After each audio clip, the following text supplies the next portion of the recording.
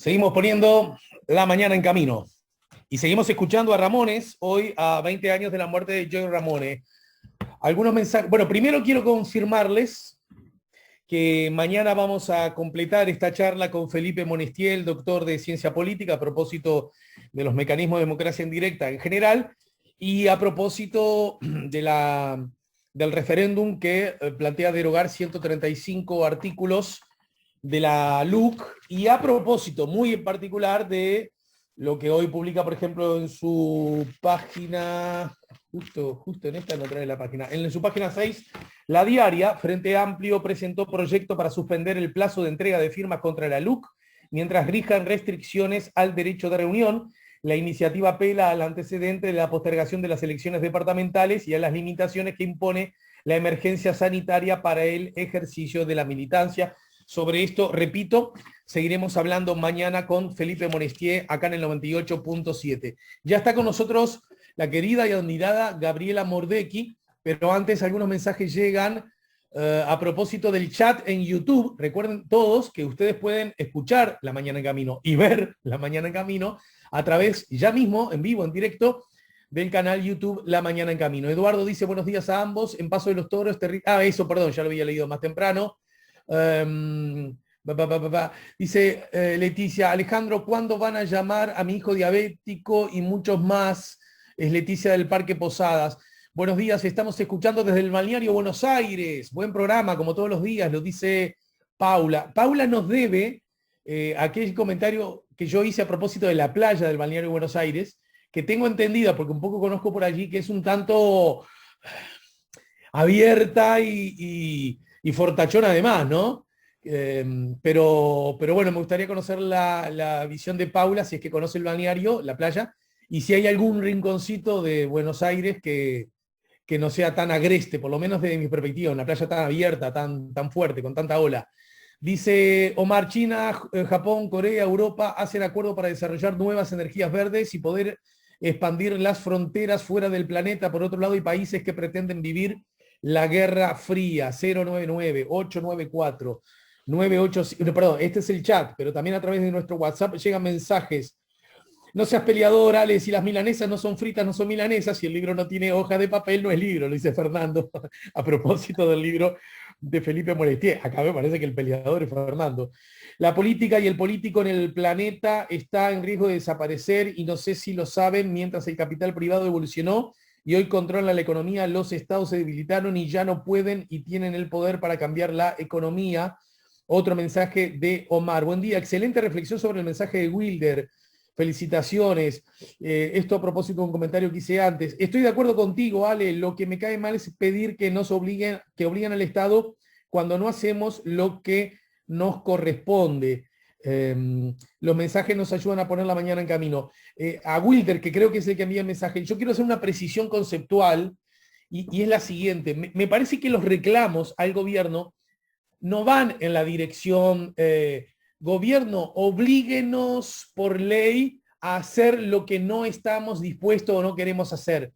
Creo que es un poco más sutil el reclamo, que además se apoya en la experiencia de la inmensa mayoría de las naciones del planeta. En todo caso no sería un invento uruguayo.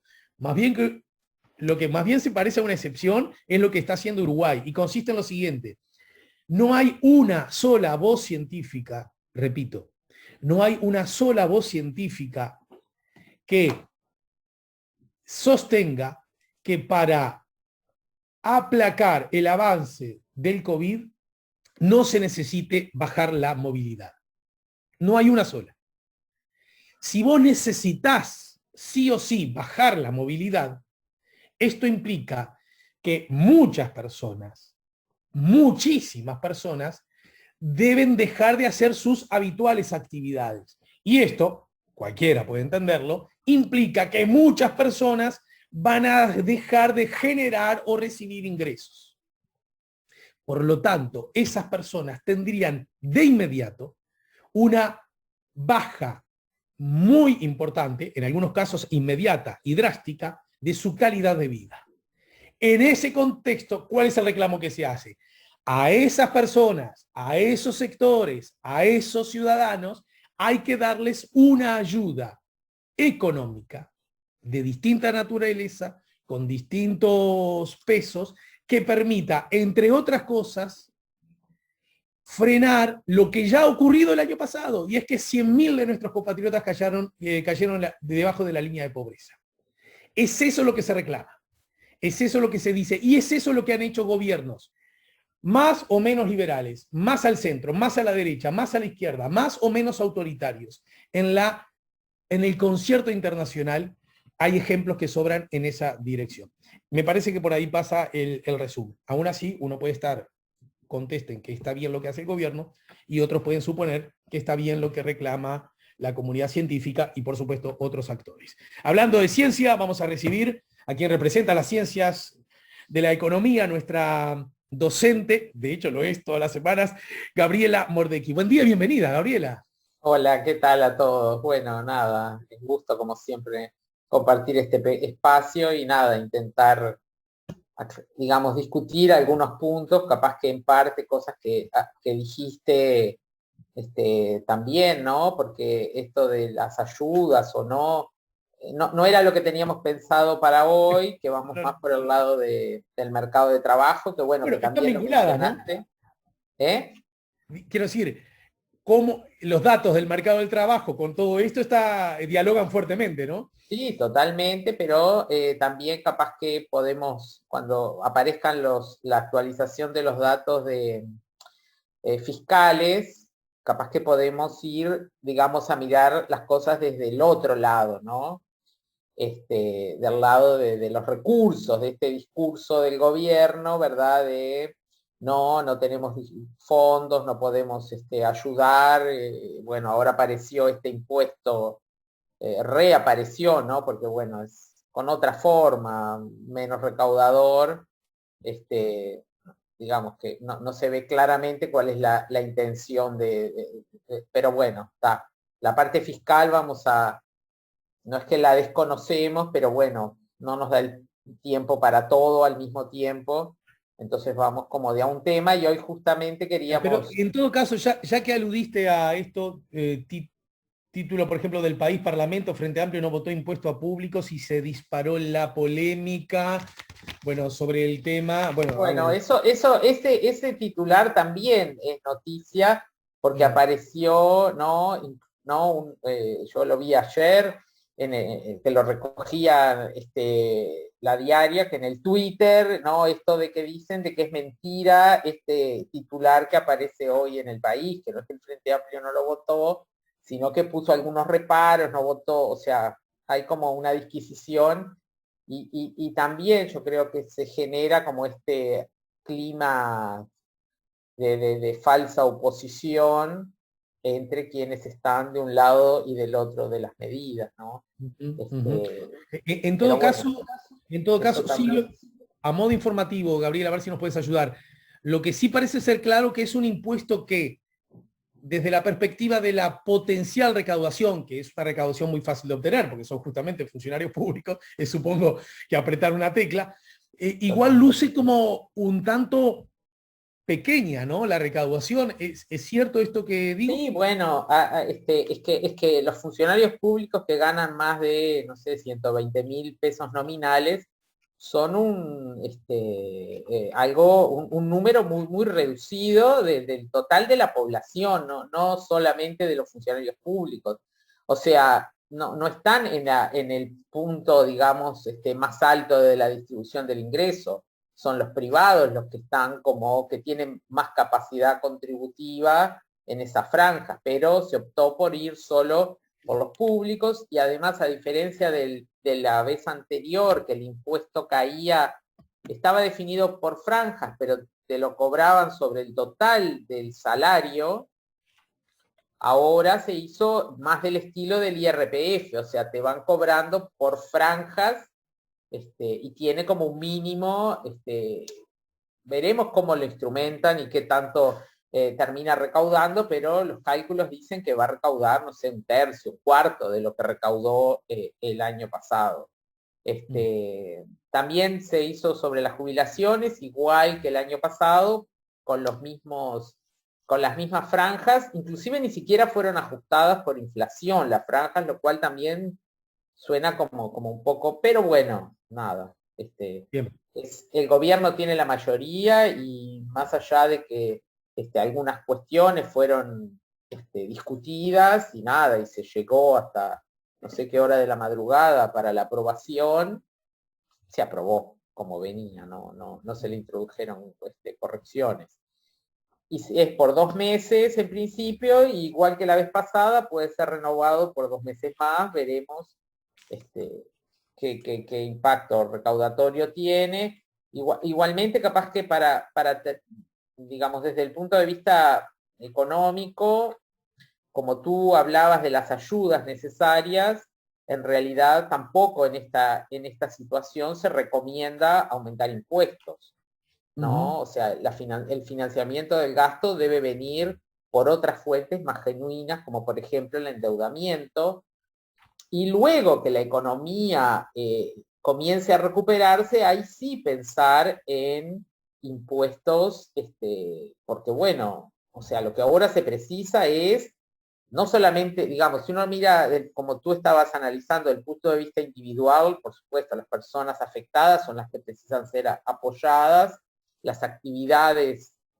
también, pero si uno mira la economía en su conjunto, lo que se precisa es fortalecer la demanda, el gasto, para que, digamos, sobre todo todas las actividades económicas dirigidas a la demanda interna, ¿no? Al gasto interno, se Sí, fortalezcan y la economía también crezca o empiece a crecer por ese lado. Si tú reducís los ingresos, ¿no? Hay menos empleo, menos salario, menos, y por otro lado hay menos demanda porque los que mantienen sus ingresos se les cobra más impuestos, entonces no parece como, digamos, el sentido que debe tener las medidas económicas, ¿no? Deben ir por el lado contrario. Pero bueno, en este momento todo está tan, digamos, fuera del foco que nada, es como algo tan marginal que este impuesto, exacto. ¿no? Que en Eh, realidad an- tampoco vale la pena que Antes de se... ir a los asuntos vinculados a los datos que tenemos a propósito del mundo del Sí, trabajo, algunos mensajes llegan, querida Mordecki, y dime. este, por ejemplo, de un oyente, Rodolfo, firma, dice, para bajar la movilidad debemos dar garantías que el Estado se tiene que hacer cargo de una renta básica de emergencia, es una realidad, más allá o más acá, y ya que hablas con Mordecki, me agrega el oyente, a hablar con ella sobre la renta básica de emergencia financiado por impuesto a las grandes ganancias, lo dice Rodolfo. Bueno, en fin, no digo que cambiemos el tema, pero justo como el tema estaba, él lo tiró, a lo mejor tenés alguna oración para compartir con nosotros.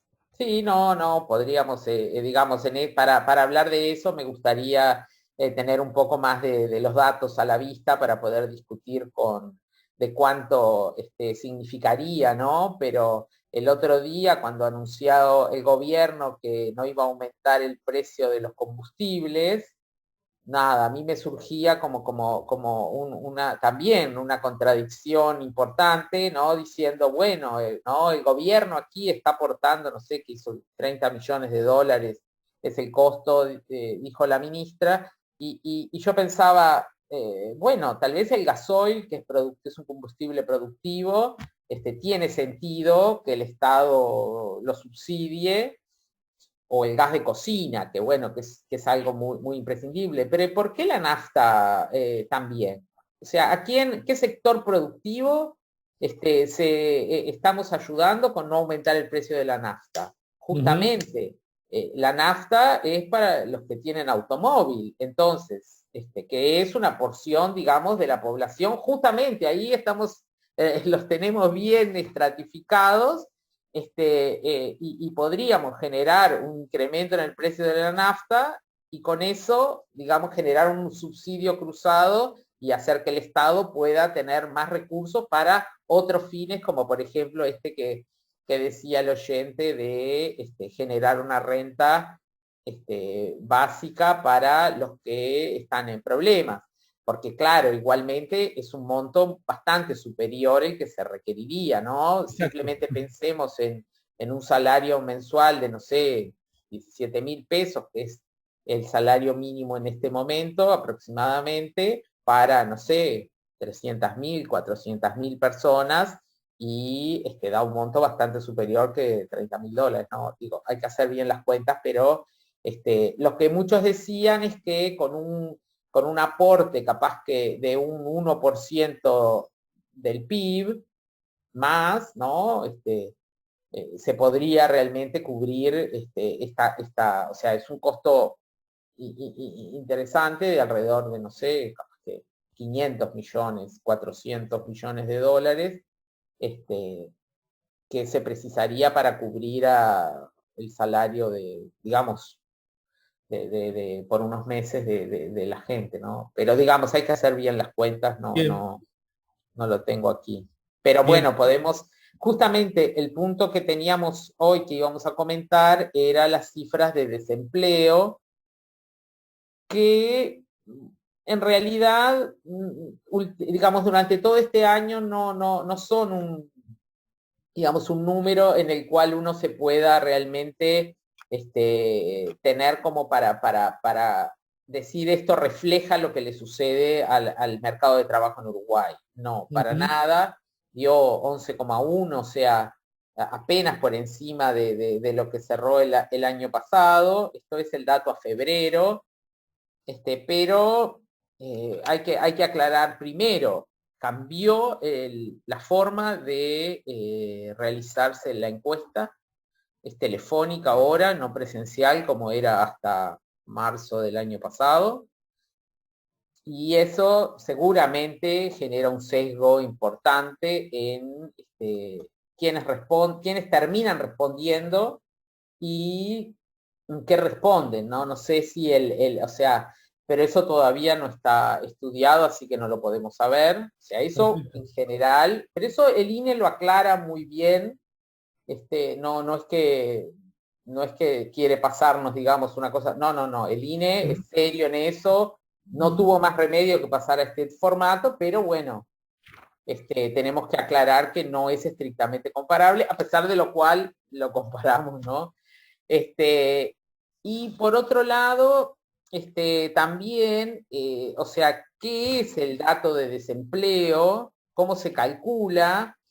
Hay que tener en cuenta que es el número de desempleados o de personas que responden que hace más de una semana que no tienen, porque así es la pregunta, no trabajan por lo menos una hora en forma remunerada, este, que eso se calcula como porcentaje de lo que se llama la población económicamente activa, o sea, aquellos que están activamente en el mercado de trabajo, o que están ocupados o que están buscando trabajo. Lo que sucede en estas circunstancias, y eso lo podemos ver a través justamente de la fuerte caída que hubo en la población económicamente activa, que lo vemos a través de lo que se llama la tasa de actividad, es que hay gente que se retira del mercado. O sea, Ujú. ¿por qué? Bueno, porque no piensan que no van a encontrar trabajo o no pueden salir a trabajar porque nada, está suspendida la educación presencial de los niños, por lo tanto tienen que quedarse en sus hogares a cuidar a los niños, o porque tienen mayores a su cargo que también tienen que cuidar y bueno, dadas las circunstancias, no pueden salir a trabajar. O porque piensan, no hay trabajo, ¿para qué voy a salir? Soy del sector, no sé, Sí. turismo, o trabajo, soy mozo en un bar y nada, no, nadie va, no tenemos trabajo. Entonces eso también hace que los datos nos digan cosas que capaz que habría que relativizar un poco. Este, Siempre, no sé, salió también el ministro de Trabajo a hablar Sí. de los datos de seguro de desempleo, Sí, ¿no? por ejemplo, hoy la diaria titula, según el Ministerio de Trabajo, 6 de cada 10 personas que salieron del seguro de paro en marzo fueron reincorporadas. En el tercer mes del año, la cantidad de mujeres en el seguro de paro fue el doble que antes de la pandemia. Bueno, y hay unas gráficas y por supuesto el artículo junta otras informaciones. ¿Qué comentarios al respecto? Sí, sí, bueno, en primer lugar, tener claro que el seguro de desempleo solo cubre, por supuesto, a los que tienen un empleo formal, Claro, claro. ¿no? De eso, la verdad que no tengo nueva información, el dato que teníamos era de 2019, la verdad que no he visto que en 2020, qué es lo que da esta encuesta de hogares nueva, ¿no? Que fue publicada, pero no he visto ese dato, era del 25%, seguramente eso subió, o sea, la gente que no tiene, digamos, que trabaja sin estar en el BPS, o sea, esa digamos, donde se divide la cuestión. El tema es que hay mucha gente que está registrada en el BPS por debajo de su sueldo verdadero, y eso es toda esa parte como que no la vemos en esto, porque aparentemente está registrada.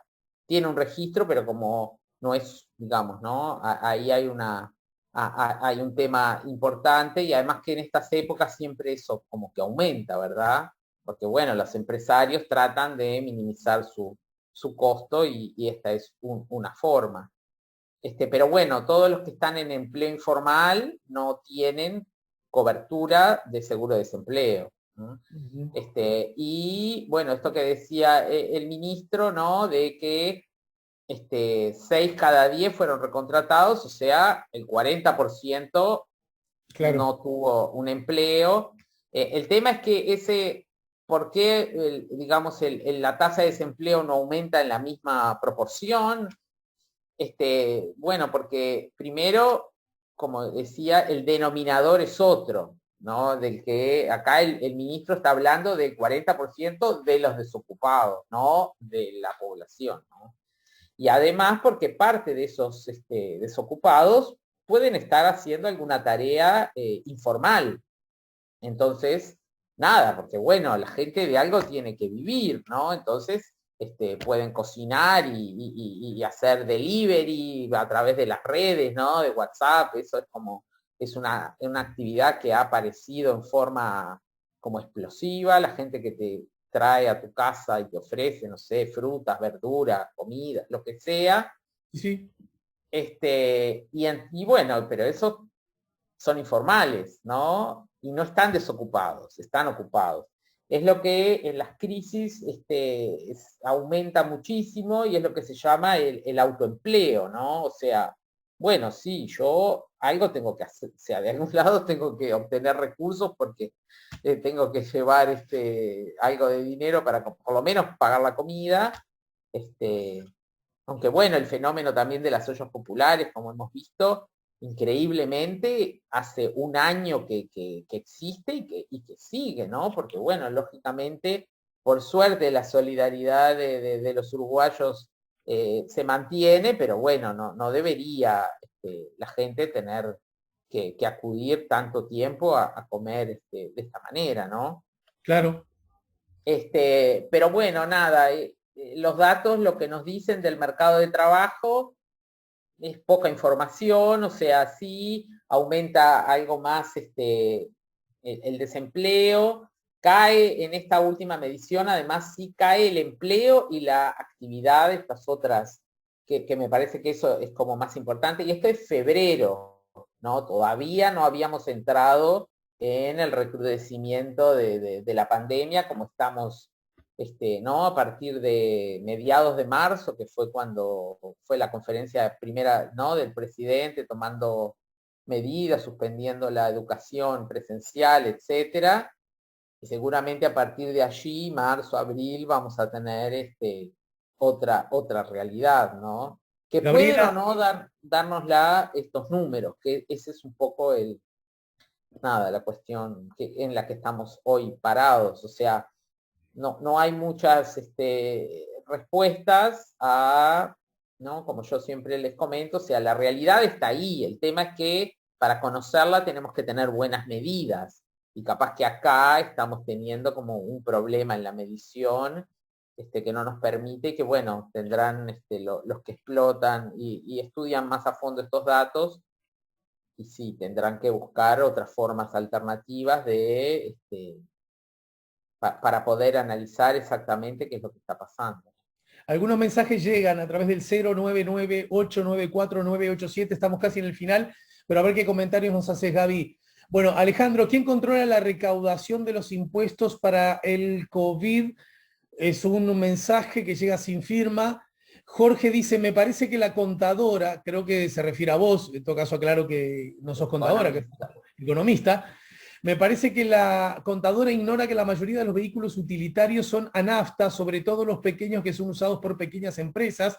La mayoría de los vehículos a gasoil pertenecen a empresas grandes y al agro. Esto lo dice Jorge. Y después otro mensaje que manda Rosario, en este caso, los Maya Oro no se tocan a los gerentes de esas empresas. ¿Por qué no? No son los que aportan para la reactivación. El gerente de Antel paga, el de Claro no. No tiene cabeza pensante este gobierno, es elitista, sálvese el que pueda, es su criterio según la mirada de Rosario. Comentarios de Gabriela Mordecki. Sí, bueno, el tema de los utilitarios, no sé, puede ser, en realidad, en nuestro país justamente es de los pocos países que hay la posibilidad de que las personas tengan automóviles a gasoil. Además, como dice el oyente, bueno, puede ser que sí, que haya algunas empresas que utilicen algunos utilitarios a nafta. En general, como que no es esa digamos, los grandes números no son así, pero bueno, por supuesto que siempre hay excepciones, de la misma forma que hay personas particulares que tienen camionetas o automóviles que son a gasoil, ¿no? Pero bueno, ahí es más difícil entrar en esa cuestión tan fina, ¿no? Después, respecto a quién controla los gastos COVID, bueno, o las cuentas, eso es el Ministerio de Economía, no tenemos otra fuente, pero en general todos confiamos en que los datos que nos dan son los datos fidedignos, aparece todo detallado, o sea, después por eso mismo podemos nosotros decir, mirá lo que pusieron en el fondo COVID, la caída en la recaudación. Decir, bueno, pero la caída en la recaudación no es un gasto, es un ingreso que disminuye, ¿no? Pero bueno, por eso, digamos, capaz que vamos a comentarlo cuando los datos del mes de marzo van a aparecer ahora a fin de abril, capaz que allí sí estaría bueno comentarlo ya con más certeza, ¿no? Teniendo un mes más. Bueno, con respecto al impuesto, sí, esto que dice la oyente es una de las discusiones que se han planteado. Algunos dirigentes o políticos salieron a hablar justamente de esta cuestión de los gerentes Pero bueno, en realidad, si hablamos solo de los gerentes, como que son números pequeños. Yo creo que lo que sí estoy de acuerdo es que para poder, si realmente lo que se quería era recaudar, bueno, se podía ir al IRPF y aumentar, poner una franja más arriba o aumentar los montos en general, y ahí todos los uruguayos que ganan salarios, que están en esa franja, pagarían más. Pero bueno, nada, como también les comenté antes, no parece ser el momento de aumentar los impuestos en general. Más allá de que uno discuta, o sea, no, el momento de una crisis no es momento de redistribuir, o sea, no es así. Y esto del Maya Oro, en realidad, no, digamos, es un concepto como difícil de pensarlo hoy en día. Por supuesto que cuando uno mira la actividad dividida en sectores, hay sectores que sí se beneficiaron mucho en esta pandemia, todos los que tienen que ver con, bueno, las grandes empresas de comunicaciones, la venta, las que se dedican a la venta por internet, todo el sector de comunicaciones en sí, por supuesto que se ha beneficiado muchísimo, pero por otro lado es súper imprescindible para que uno se pueda comunicar, trabajar, estudiar. No parece ser el momento tampoco de grabar al consumidor por eso, ¿no? Y bueno, y grabar estas grandes empresas es difícil, porque bueno, tienen una, no son, son súper multinacionales, que tienen como una serie de lugares y de formas de venderse difíciles a las que se puede acceder, ¿no? Así que bueno, por supuesto, es una situación muy, muy compleja, no hay una respuesta que nos, digamos, definitiva, todos los países han hecho cosas diferentes, a algunos les fue mejor, a otros peor, pero digamos, es difícil sacar como conclusiones, decir, tenemos que hacer lo mismo que Nueva Zelanda, bueno, rodearnos de agua, no sé, recortar el país y salir a flotar en el medio del océano, imposible. Cambiar nuestra estructura, o sea, somos lo que somos, no hay, no se puede cambiar radicalmente, y con lo que sí, con las herramientas que tenemos, tendríamos que hacer lo mejor posible, ¿no? Que bueno, por los números que tenemos, parece que no es el camino que por lo menos estamos recorriendo en este momento, ¿no? Es terrible que Uruguay sea el peor del mundo en este momento en contagios, ¿no? O sea, eso es algo, no es de la economía, pero bueno, por supuesto que va a tener efectos en la economía, ¿no? Y queriendo salvar la economía, estamos generando este efecto, o diciendo que queremos salvar la economía, ¿no? Tampoco es que la estemos salvando, la economía está muy debilitada, ¿no? Pero bueno, de eso vamos también a hablar capaz que en otro momento con más profundidad. Te dejo un beso grande, Gabriela, un beso y un agradecimiento grande, y te invito a que nos reencontremos la semana próxima, ¿te parece? Bueno, dale, hablamos. ¿Cómo estás? ¿Cómo estás? Chao. Una pregunta personal, pero personal que en este contexto también es pública, sí, de algún modo. ¿Ya te has vacunado? ¿Cómo estás en ese plan? Bueno, la semana que viene voy por la segunda dosis, así que ¿vos ya estás 100%? 100% vacunado, no, entre comillas, 100%. El 21, a ver qué fecha estamos hoy. Me quedan 5 días. Ahí va, yo el 20 tengo la segunda dosis, así que bueno, 15 días más. Igual, bueno, ¿qué podemos hacer después de los 15 días? Tampoco sé, yo creo que es más o menos lo mismo que estamos haciendo hasta ahora. No, las conductas seguramente serán, seguramente no, tiene que seguir siendo las mismas. El tapabocas, el distanciamiento, la higiene. Me parece que en ese contexto, el público vacunado con 2 dosis después de 15 días, digamos, tiene menos riesgos de enfermarse gravemente, digámoslo así. Sí, yo creo que deberían, ¿no? Ustedes desde ahí, desde la radio, también empezar como a hablar de este tema para que a la gente le quede claro que no es, 15 días, tiro el tapabocas, me vuelvo a juntar, todo, y como que... Sí, no, porque bien. Hay también ese falso exitismo que yo creo que los medios de comunicación tienen que ser los que traigan gente que nos diga, ¿no? Basados en la ciencia y en lo que sucedió en otros países, qué conductas debemos llevar adelante, ¿no? Es una cosa muy interesante que planteas desde una perspectiva sobre la cual yo siempre insisto, y tiene que ver, hay conocimientos, a ver cómo lo planteo, hay ciertos paradigmas, ciertos conocimientos que uno podría llegar, no estoy hablando de la pandemia, podría asegurar que son conocimientos bastante generales, ¿no es cierto?, sobre diversas cosas. Sí. Que la Tierra es redonda. Ahí está. No obstante, ¿no? Fíjate vos, no obstante, aún así hay gente que duda si si el oeste, si plano. Entonces, yo siempre digo, por más mira, yo aprendí una máxima, aprendí, mi querida Gabriela, cuando conduje un programa de televisión, un productor argentino. Yo conduje un programa de televisión, de entretenimiento, durante unos cuantos años en horario bastante importante, se llamaba Sote, en Canal 10, etc. Sí, lo veía mucha gente. Y yo en un momento dije algo suponiendo que lo sabía todo el mundo. Y en la reunión de producción, el productor argentino, que tenía mucho kilómetro hecho, me dijo algo que aprendí para siempre. Nunca creas que lo que vos crees que todo el mundo sabe, lo sabe todo el mundo. Exacto. En televisión, en particular en televisión, hay que redundar incluso sobre lo que puede lucir obvio. ¿Por qué digo esto? Porque esto que decís vos recién, mirá que no nos hagamos locos y tiremos el tapaboca. Todo esto se sustenta no solo por el rol de los medios de comunicación, no solo por el rol de los periodistas, no solo por el rol de los trabajadores de los medios y los vasos comunicantes con los que poseen el conocimiento.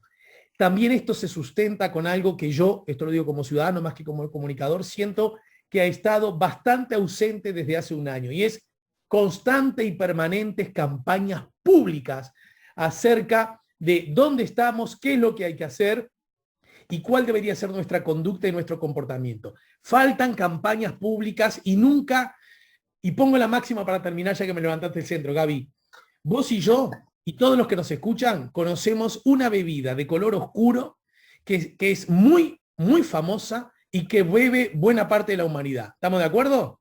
Totalmente.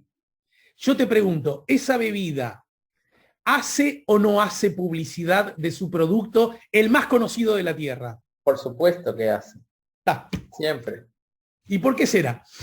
Sí, porque hay que recordarlo totalmente. Aún lo que es obvio, hay que partir de la premisa que no es tan obvio.